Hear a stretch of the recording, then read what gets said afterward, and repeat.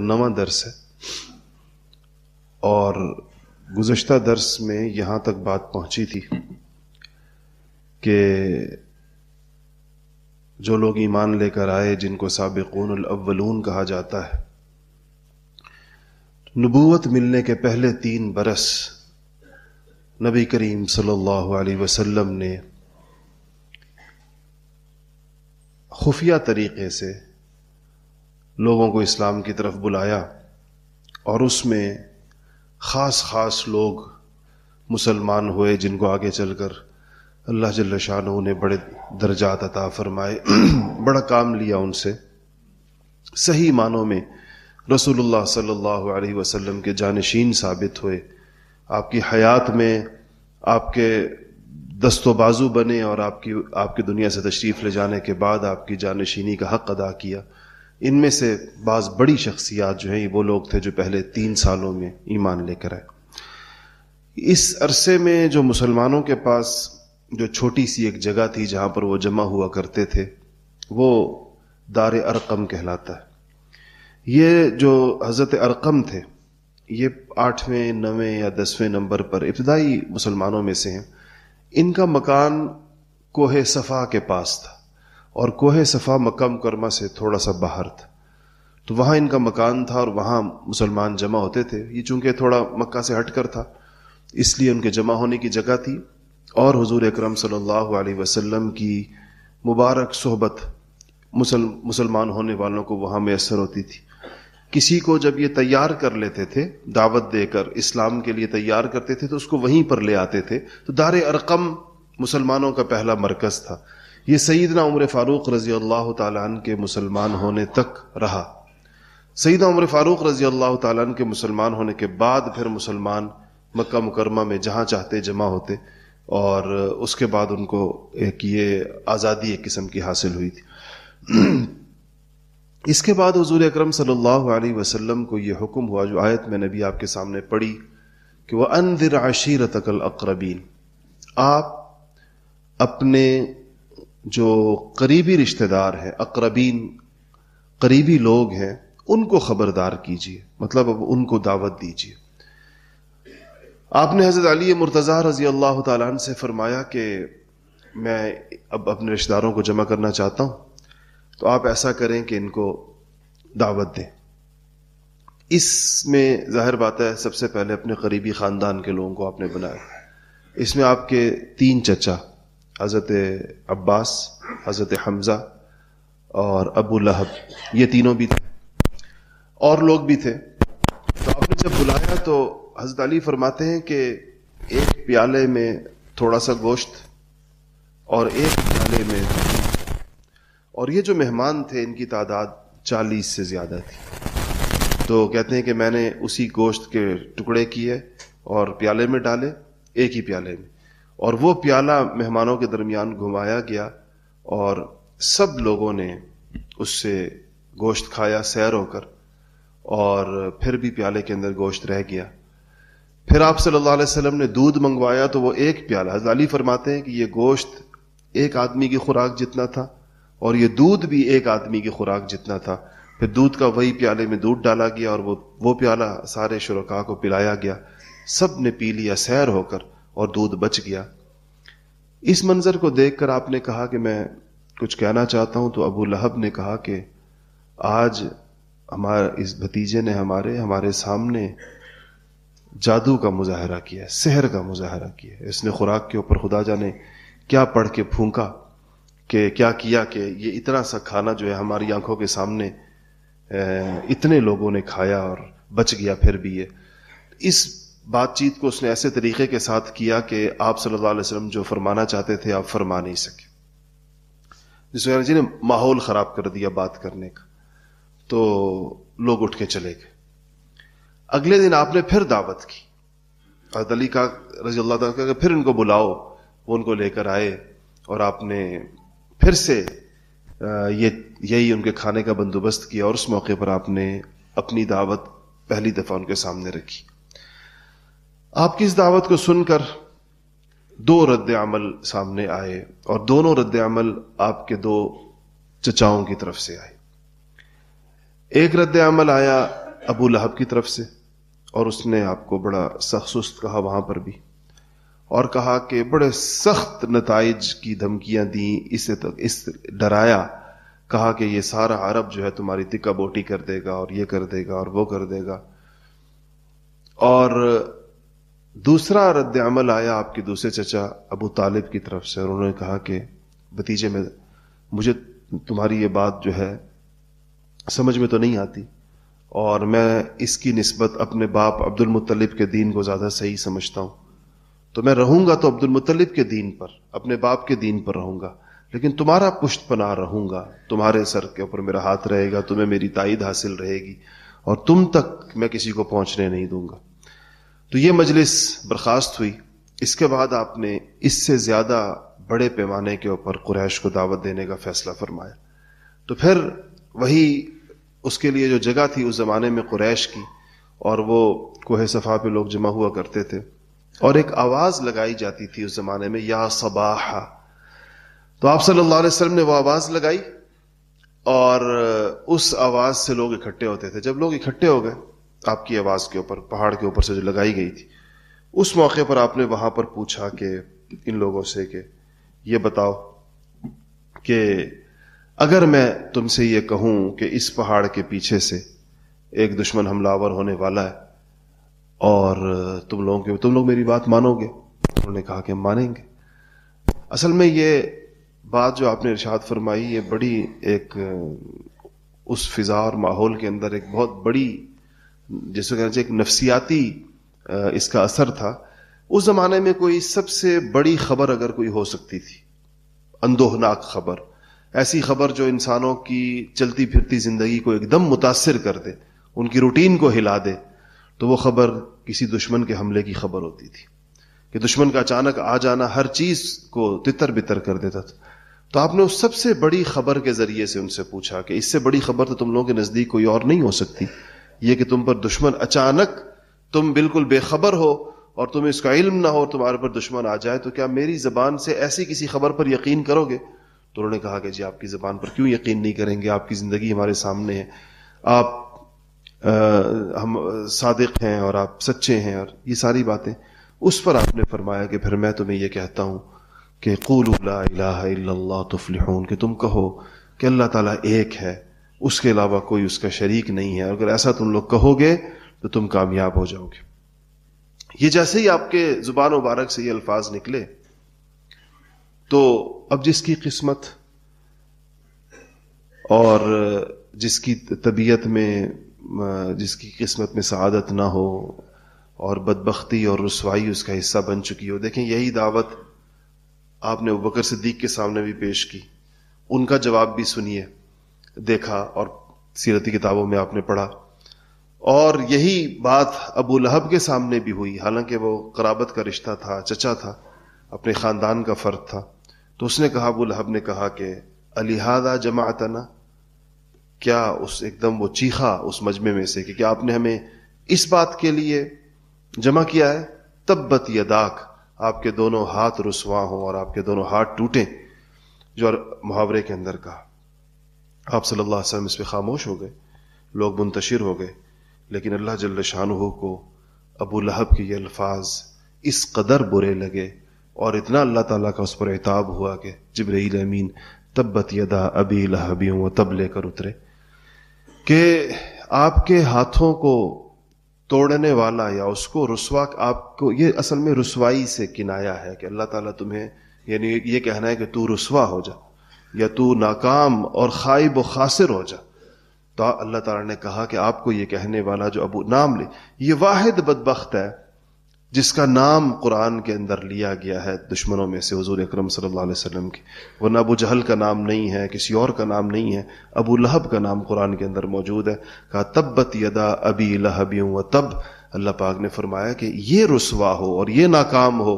اور یہ ہو گیا ناکام. تب آخر میں کہا ہو نہ، بلکہ کہا اللہ پاک نے فرمایا یہ ہو گیا، اور یہ بھی، اور پھر آگے جس طرح بتایا گیا کہ اس کی بیوی بھی اس کے ساتھ شامل. تو یہ دوسرا موقع ہوا، یہ اعلان ہو گیا، 3 سال نبوت کے پورے ہو گئے.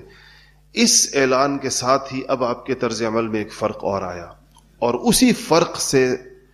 سارے مسلمانوں کو جو کی طرف جو آزمائشیں متوجہ ہوئیں وہ اس کی وجہ سے ہوئیں. فرق یہ آیا کہ پہلے 3 سال میں ایک آپ نے خاموشی کے ساتھ فردن سینہ بسینہ دعوت دی ہے. علل اعلان بتوں کو ابھی تک آپ نے کچھ علل اعلان کچھ نہیں کہا تھا. اس 3 سال کے بعد جب آپ نے یہ اعلان کر دیا اب بتوں کا انکار شروع ہوا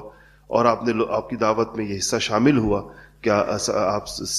برملا اور اعلان کہتے تھے کہ ان بتوں سے کچھ نہیں ہوتا اور یہ حماقت ہے، کم عقلی اور ناسمجھی ہے. ادھر سے مشرکین مکہ نے پھر وہ دوسرا سٹینڈ لے لیا جو مسلمانوں کو شدید ترین تکلیفیں پہنچانے والا تھا. ایک طرح سے معاملہ ایک آمنے سامنے بالکل گتھم گتھا جیسے، لیکن مسلمانوں کو صبر کرنے کی تلقین تھی. اس دور کے اندر جہاد آیا نہیں تھا، جہاد کا حکم نہیں آیا تھا، تو اللہ جل شانہ نے یہ سارے جو مسلمانوں کی مشکلات تھیں ان کو دیکھتے تھے سارے مسلمان، لیکن لڑنے کا حکم نہیں تھا. اس لیے مکہ مکرمہ میں آپ کو مشرکین کے ساتھ کوئی مقابلہ نہیں ملتا. حالانکہ کئی موقع ایسے جمع ہو سکتے تھے، کوئی ایک بندہ ایک مسلمانوں کے زیادہ تعداد کے ہاتھ میں آ جائے، کوئی نہ کوئی لڑائی ہو، لیکن ایسا نہیں ہوا. اس میں اس کو تعذیب کہتے ہیں، عذاب دینا، تکلیفیں دینا، پریشانیاں، آزمائشیں، ظلم و تشدد. اس میں ان مسلمانوں نے خاص طور پر بہت زیادہ تکلیفیں سہیں جو غلام تھے، جیسا میں نے گزشتہ جمعے میں بتایا. ایک دفعہ حضرت عمر فاروق رضی اللہ تعالی عنہ نے، حضرت بلال بھی بیٹھے ہوئے تھے اور حضرت خباب بھی بیٹھے ہوئے تھے، خباب ابن ارت. تو حضرت خباب کہتے ہیں حضرت عمر سے کہ بلال پر بھی تکلیفیں آئیں، امیہ ابن خلف نے ان کو بہت زیادہ پریشان کیا اور بہت زیادہ تکلیفیں دی. تو کہنے لگے کہ مجھے ایک دفعہ میں جس کا غلام تھا اس نے مجھے تپتی ہوئی ریت کے اوپر لٹایا ہوا تھا اور بالکل سرخ انگاروں پر جس طرح، اور اس کے بعد وہ میری گردن مروڑ رہا تھا. اتنے میں اس کا بھائی آیا تو مجھے خیال آیا کہ اس کا بھائی جو ہے یہ مجھے بچائے گا. تو اس کے بھائی نے بلکہ اسے کہا کہ تمہاری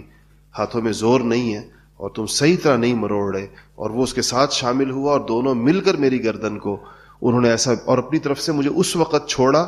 جب ان کو اس کا یقین ہو گیا کہ یہ مر چکا ہے.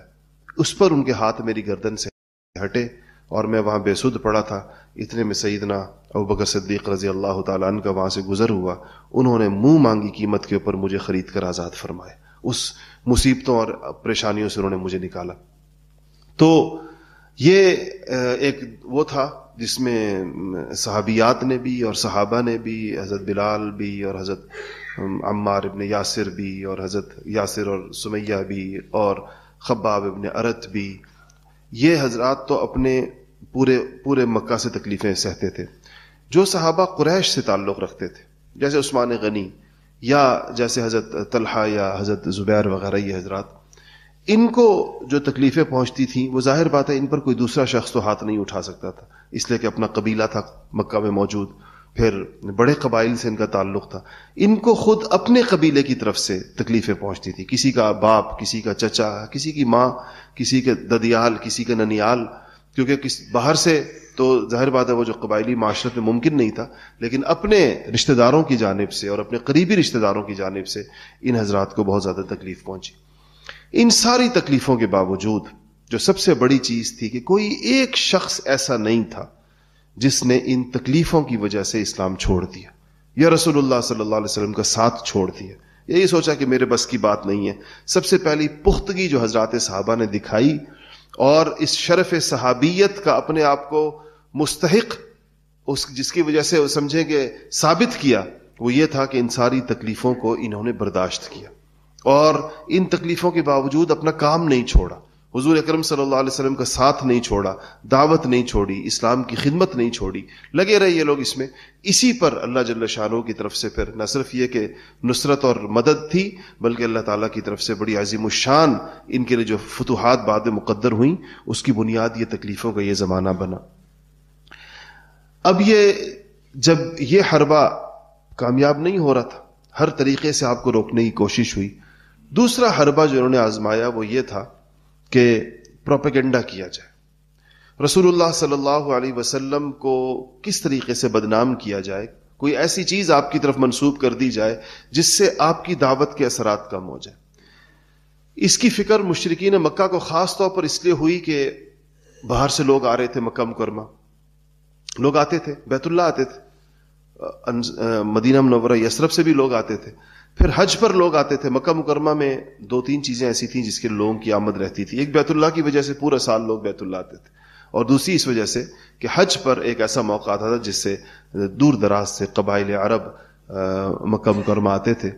اب انہیں یہ فکر ہوئی کہ آپ صلی اللہ علیہ وسلم کی بات تو چل رہی ہے، لوگ بھی اسلام قبول کر رہے ہیں، تو کیا کیا جائے کہ اس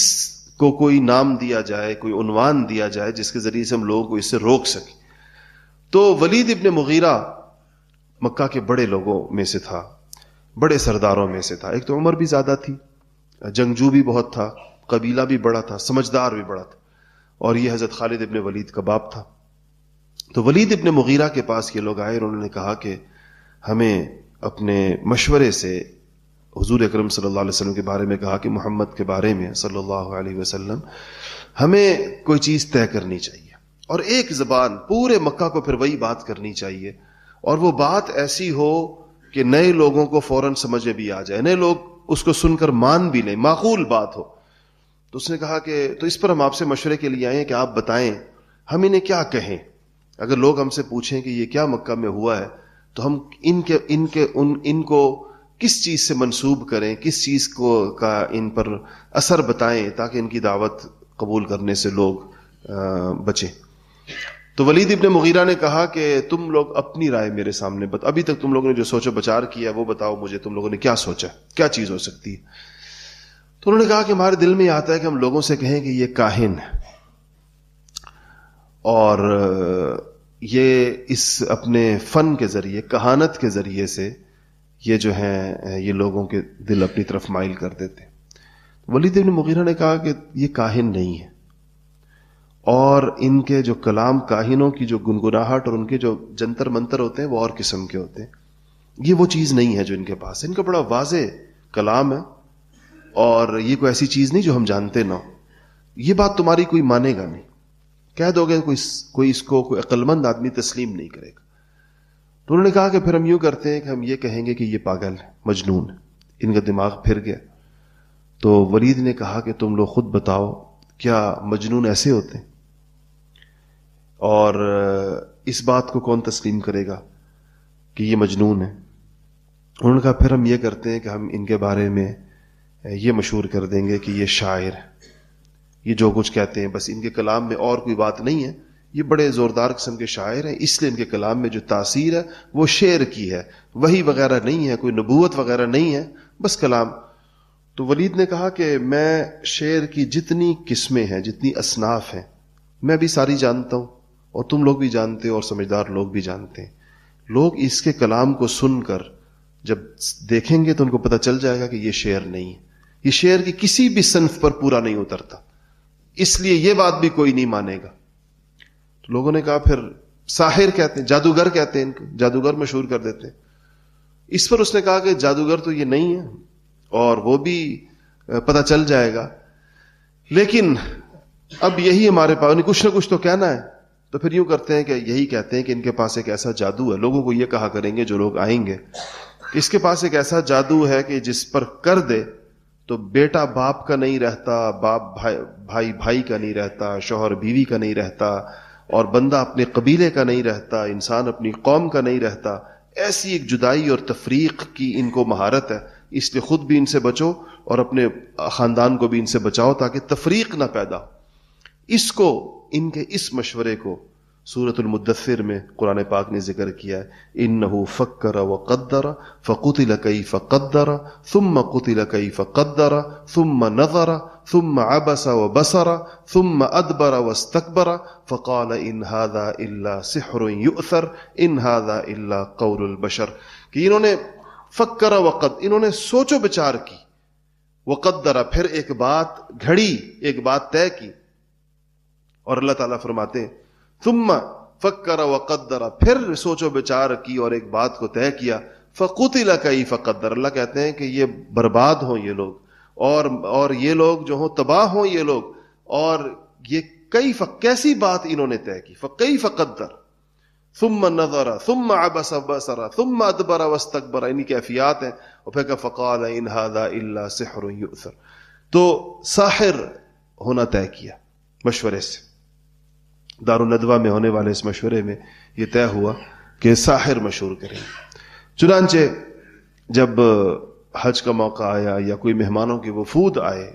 بیت اللہ میں, تو یہ سارے بیک زبان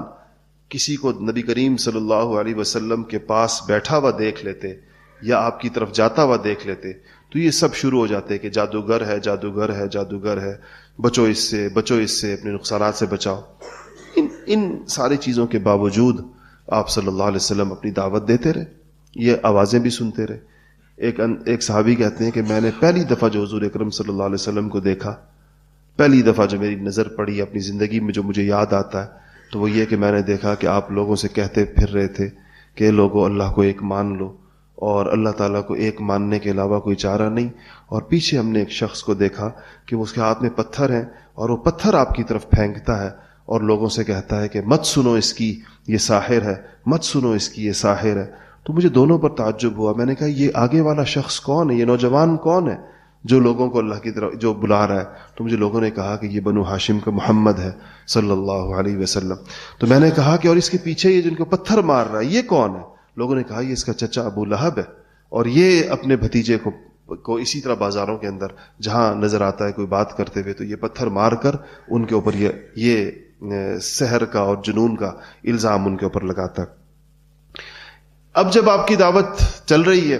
اور استقامت اللہ تعالیٰ نے ایک ایسی چیز رکھی ہے کہ اس کا ضرور اس کا اثر, اللہ پاک نے انبیاء کو سب سے بڑی استقامت دی ہو کسی بھی صورت, مضبوط اعصاب اور اللہ تعالیٰ پر یقین اور توکل ایسا ہوتا ہے, ان پریشانیوں سے وہ گھبرانے والے نہیں ہوتے. اور ایک پریشانی تو نہیں تھی, قسم قسم کی تھی. تکلیف کا اور مشقت کا اور آزمائش کی کوئی صورت ایسی نہیں تھی جو آپ صلی اللہ علیہ وسلم کو درپیش نہ ہو. نماز آپ کو نہ پڑھنے دی جاتی ہو. گھر کے اندر آپ کے گھر میں, آپ کے گھر کے ایک طرف ابو لہب کا گھر تھا, ایک طرف عقبہ بن ابی معیط کا گھر تھا, یہ آپ کا جو محلہ تھا. آپ کے گھر میں ایک کمرہ تھا اور سامنے ایک صحن تھا, جس طرح ایک کمرے کے گھر ہوتے. تو آپ جب اس گھر میں دو کام کرتے تھے اپنے صحن میں, ایک اسی صحن کے اندر وہ جو 3 پتھر رکھ کر جو چولہا بنایا جاتا ہے تو وہ چولہا تھا جس پہ کھانا پکتا تھا. اور آپ نے کبھی نماز پڑھنی ہوتی تھی تو آپ اپنی جانماز بھی صحن میں بچھاتے تھے, جس طرح مکہ مکرمہ کی گرمی کے موسم میں یہ لوگ جا کر اوجھڑیاں لاتے تھے جانوروں کی, بکری کی یا کسی اور چیز کی,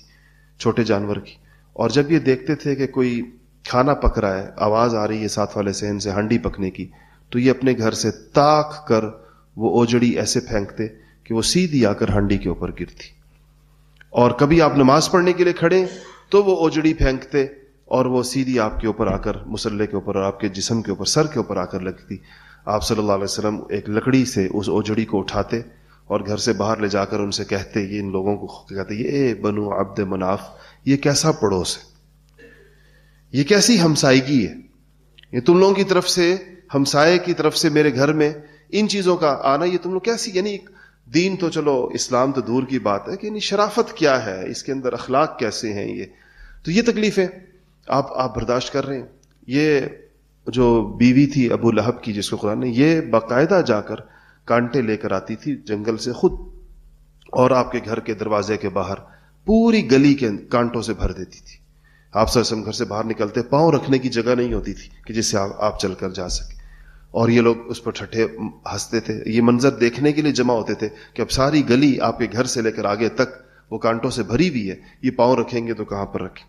اس ساری تکلیفوں, ایک اس کی بہت تفصیل ہے, سیرت کتابوں نے اس پر بہت لمبا چوڑا لکھا ہے کیا کیا مشکلات آئیں. آپ اپنی بات وہی کہ لا الہ الا اللہ کہو کامیاب ہو جاؤ گے, لا الہ الا اللہ کہو. اس سے آپ اندازہ لگائیں کہ اچھا ان لوگوں کے بارے میں بھی حضور اکرم صلی اللہ علیہ وسلم کے دل میں بجائے انتقام کے جذبات کے اور بجائے کسی بد دعا کے اور بجائے ان کے بارے میں دل میں کوئی نفرت کے, آپ صلی اللہ علیہ وسلم اس کے باوجود ان کے لیے دعا گو رہتے تھے. اور ان میں سے کسی کے بھی اسلام پر اتنے خوش ہوتے تھے کہ آپ کا چہرہ تمتما اٹھتا تھا. زیادہ صحابہ نے اس کی کیفیات کو بیان کیا ہے کہ آپ صلی اللہ علیہ وسلم کو جب ان میں سے کسی کے اسلام کی خبر ملتی تھی تو کیا آپ کی خوشی کی کیفیت ہوتی. الا وہ چند لوگ جنہوں نے آخری حدیں بھی کراس کر لی. ان میں سے بعض کے آپ نے نام لے لے کر کچھ چیزیں ارشاد فرمائی,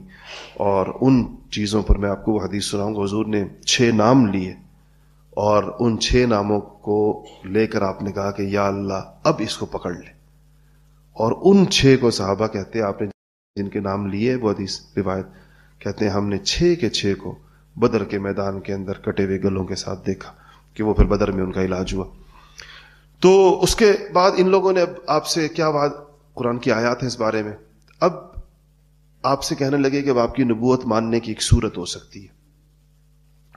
اور وہ صورت یہ ہے کہ آپ سے کچھ فرمائشیں, وہ فرمائشیں اتنی محمل اور اتنی بیہودہ فرمائشیں ہیں کہ اللہ جل شانہ کو ایسے ایمان کی کوئی ضرورت ہی نہیں ہے جس کے لیے شرط یہ رکھی جائے. آپ سے کہنے لگے کہ آپ نبی ہیں, تو نبی تو اللہ کا خاص بندہ ہوتا ہے, تو آپ کی نبوت کا ہم مان لیں گے, ہم تصدیق کریں گے اگر آپ چند کام کر دیں ہمارے لیے. مختلف موقع پر مختلف کام آپ سے کہے. ایک کہنے لگے کہ مکہ مکرمہ میں پہاڑ بہت نزدیک ہیں, وادی بہت چھوٹی ہے اور ہمارے پاس کھلے میدان نہیں ہے, تو آپ اللہ تعالیٰ سے کہیں کہ مکہ کے پہاڑ پیچھے کریں, اور اتنے پیچھے کرے کہ یہ وسیع میدان بنا دے اس کو تا حد نگاہ مکہ مکرمہ کو, اور اس میں اس طرح کے چشمے اور نہریں جاری کر دے جو ہم شام اور عراق کے اندر دیکھتے ہیں. شام اور عراق آپ کو پتہ ہے کہ دنیا کا بہترین لینڈسکیپ, دنیا کی بہترین زرخیز ترین زمینیں, خوبصورتی, اور اس میں جہاں دجلہ و فرات اور اس کے بعد نیل اور جو مصر شام عراق کی جو, تو کہا اس کی طرح کی مکہ کو اس طرح بنا دے, اگر اس طرح کر لیں تو آپ کو نبی مان لیں گے. پھر کہا کہ اگر آپ یہ نہیں کر سکتے تو آپ یوں کریں کہ اللہ سے کہیں اگر آپ نبی ہیں تو کہ ہمارے آباء و اجداد کو زندہ کر کے دکھا دیں, اور خاص طور پر قصی کو, وہ قصی کا ذکر پیچھے گزرا جو بڑے خاص آدمی, کہا کہ قصی کو زندہ کر دیں. وہ جب زندہ ہو جائے گا قصی ابن کلاب, تو ہم اس سے پوچھیں گے, وہ بڑا سبقان شیخن صدوقن, وہ بڑا بزرگ اور بڑے سچے آدمی تھے, ہم ان سے پوچھیں گے کہ آپ بتائیں کہ آپ کی اولاد میں سے یہ محمد صلی اللہ علیہ وسلم نے نبوت کا دعویٰ کیا ہے, تو کیا یہ درست ہے, دعویٰ صحیح ہے؟ قصی نے اگر آپ کی تصدیق کر دی ہم آپ کو مان لیں گے. ایک صورت ہی ہے. ایک کہا کہ اگر آپ یہ بھی نہیں کرتے تو آپ یوں کریں کہ آسمان سے ایک فرشتہ اتاریں جو ہر وقت آپ کے ساتھ ہو, اور جب بھی آپ نبوت کی بات کریں تو وہ فرشتہ تصدیق کرے کہ یہ صحیح کہہ رہا ہے, میں اللہ تعالیٰ کی طرف سے اس کے پاس آئے. اور کہتے ہیں یہ بھی نہیں کرتے تو پھر آپ یوں کریں کہ آپ کا نبی ہیں تو آپ کے پاس کوئی محلات ہونے چاہیے, سونا چاندی ہونا چاہیے, باغات ہونے چاہیے, پھر ذرا ہمیں اپنی دولت کا مظاہرہ کر کے دکھائیں, اتنی دولت دکھائیں ہمیں آپ کے پاس ہو. آپ کہتے ہیں اللہ کے پاس سارے خزانے ہیں, دنیا کے سارے خزانے اللہ کے ہاتھ میں, تو پھر ان خزانوں میں سے کچھ لے کر دکھائیں ہمیں, آپ کے پاس نظر آئے ہمیں. اور پھر اتنے بدبخت کہنے لگے کہ آپ یہ بھی نہیں کر سکتے تو پھر آپ یوں کریں کہ ہم پر وہ عذاب لا کر دکھائیں جس کا آپ کہتے ہیں ہمیں, پھر اس عذاب کا کوئی مظاہرہ ہمیں دکھائیں کر کے, جس عذاب سے آپ ہمیں ڈراتے ہیں پھر وہ لے آئیں ہمارے اوپر کہ ہم اس کو دیکھ لیں, اس کو چکھ لیں کہ ذرا وہ عذاب کیسا ہے جو آپ کہتے ہیں کہ اللہ تعالیٰ عذاب دے گا. اس سب باتوں کے جواب میں آپ کہتے تھے کہ یہ میرا کام نہیں, یہ میرا کام نہیں کہ میں تمہاری ان فرمائشوں کو پورا کروں. مجھے اللہ پاک نے ایک اور کام دے کر بھیجا, اور وہ یہ کہ میں تمہیں اللہ تعالیٰ کی ذات کا تعارف کراؤں, میں تمہیں اللہ تعالیٰ کی طرف بلاؤں, میں تمہیں جنت کی طرف بلاؤں, میں تمہیں جہنم سے بچاؤں. یہ کام ہے میرا, میں وہ کام تم سے کرتا ہوں. یہ جو تم لوگ جو چیز چاہتے ہو یہ مجھے اللہ جل شانہ نے مجھے اس کے لیے نہیں بھیجا کہ میں اور اصل بات بھی یہ ہے کہ آپ سوچیں اگر ان میں سے کوئی ایک فرمائش پوری کر دی جائے اور اس فرمائش کے نتیجے میں لوگ ایمان لے کر آئیں تو اس ایمان کی اللہ کی نگاہوں میں کیا قدر و قیمت, اس ایمان کی حیثیت کیا؟ یہ تو ایمان ہے یؤمنون بالغیب, یہ تو اللہ تعالیٰ کے فضل اور اللہ کا کرم اس پر ہے جو غیب کے اوپر ایمان لے کر آتا ہے, جو نبی کو سچا سمجھ کر ایمان لے کر آتا ہے, نبی کی صداقت کے اوپر ایمان لے کر آتا ہے, اور اللہ جل شانہ کی وحدانیت کے اوپر ایمان لے کر آتا ہے. یہ بھی ایک دور تھا, اس میں سے گزرے. جب آپ نے ان ساری چیزوں کے جواب میں یہ کہا کہ یہ میرا کام نہیں ہے, تو عبداللہ بن ابی امیہ کہنے لگا, اور قرآن نے اس کے قول کو نقل بھی کیا, کہنے لگا کہ اگر آپ سیڑھی لگا کر آسمان پر چڑھ جائیں اور وہاں سے اپنی نبوت کا پروانہ لے کر اتر آئیں، اور اس نبوت کے پروانے کے ساتھ 4 فرشتے آپ کی تصدیق کے لیے ساتھ اتریں، جو یہ تصدیق کریں کہ یہ پروانہ نبوت کا آپ کے نبی ہونے کی تصدیق ہے۔ کہتے خدا کی قسم میں پھر بھی آپ پر ایمان نہیں لاؤں گا۔ آپ حیران ہو کہ یہ کہنے والے مسلمان ہوئے، یہ عبداللہ ابن ابی امیہ، اور یہ حضرت ام سلمہ کے بھائی تھے، اور ام سلمہ کی سفارش پر رسول اللہ صلی اللہ علیہ وسلم نے ان کا بھی ایمان قبول کیا، اور اس کو بھی اللہ اتنی سخت بات کہنے والا اپنے وقت کے اندر، لیکن جب وہ اسلام لے کر آئے حضور اکرم صلی اللہ علیہ وسلم نے یہ نہیں کہا کہ تم تو مجھے یہ کہا کرتے تھے اور تم نے تو اس طرح لوگوں کے سامنے کہا۔ اس چیز کو بھی، یہ انبیاء علیہ الصلوۃ والسلام کی شفقت، اور یہ انبیاء کی جو امت کے ساتھ جو ان کے تعلق کی نوعیت ہوتی ہے، اب آپ اس کو دیکھیں اور آج ہمارے حالات دیکھیں، آج ہم مذہبی پیشواؤں کے اور مقتداؤں کے، کہ جب تک کسی مقتدا کے دل میں، کسی پیشوا کے دل میں، کسی رہبر اور رہنما کے دل میں اپنی قوم کے لیے، اپنے لوگوں کے لیے جن میں وہ دعوت کا کام کر رہا ہے ان کے لیے اس طرح جذبہ ترحم اور شفقت نہیں ہوگا کہ اس کو ان کے ساتھ نہ کوئی عناد ہے، نہ اس کو ان سے انتقام لینا ہے، نہ اس کو ان کی تکلیف پر خوش ہونا ہے، نہ ان کو جھوٹا بتلا کر اس نے کوئی اپنی صداقت کی تصدیق پر خوش ہونا ہے، بلکہ اس کا آخری دم تک اس کے ساتھ معاملہ ایسے ہوتا ہے جیسے ناسمجھ اولاد کے ساتھ والدین کا معاملہ ہوتا ہے۔ والدین کا معاملہ، بچے جتنے بھی نافرمان ہو جائیں، جب وہ تھوڑے سے بھی ان میں اصلاح کی شکل نظر آئے تو ماں باپ کتنے خوش ہوتے ہیں، اور پچھلی باتوں کو پھر یاد نہیں کرتے ہیں، پچھلی باتوں کا تذکرہ نہیں کرتے، اور پچھلی باتوں کو ان کو یاد نہیں، وہ اس کیفیت پر خوش ہوتے ہیں کہ چلو بچے میں کچھ تھوڑی سی، یہ تو ایک ماں باپ میں یہ جذبہ ہوتا ہے، تو انبیاء علیہ الصلوۃ والسلام میں اس سے 1000 درجے زیادہ ہوتا ہے، اور پھر اللہ تعالیٰ کے اندر اپنی مخلوق کے لیے خدا جانے وہ کتنے درجے ہیں۔ اللہ تعالیٰ نے جہاں کہا ہے کہ میں 70 ماؤں سے زیادہ شفیق ہوں، میں آپ کو یہ بات بار بار بتا چکا ہوں کہ عربی کے اندر ایسے موقعوں پر 70 سے مراد 70 نہیں ہوتا، اور 70 کا عدد نہیں ہوتا، بلکہ اس سے مراد یہ ایک محاورہ ہے عربی کا، جس چیز کو بہت زیادہ کہنا ہو، انتہائی زیادہ کسی چیز کو بتانا ہو تو اس کو 70 کے ذریعے سے بتایا جاتا ہے۔ تو یہ اس کے باوجود حضور اکرم صلی اللہ علیہ وسلم کی دعوت چلتی رہی۔ اس کے بعد ان لوگوں کی جانب سے ایک اور پیشکش ہوئی حضور اکرم صلی اللہ علیہ وسلم کو، اس پیشکش پر اللہ جل شانہ نے قرآن کی ایک پوری سورت اتاری کہ آپ نے اس پیشکش کے جواب میں آپ نے کیا کہنا ہے، انشاءاللہ وہ اگلے ہفتے ہوگی۔